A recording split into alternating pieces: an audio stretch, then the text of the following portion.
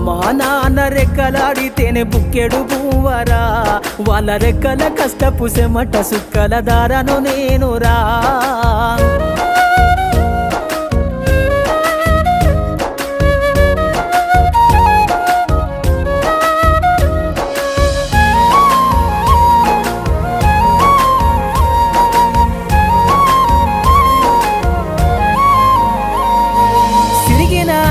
లాగులేసుకొని బాల్యమంతా గడిపినా, బత్త సంచిల బుక్కులేసుకొని బడికి రోజు నేను పోయినా.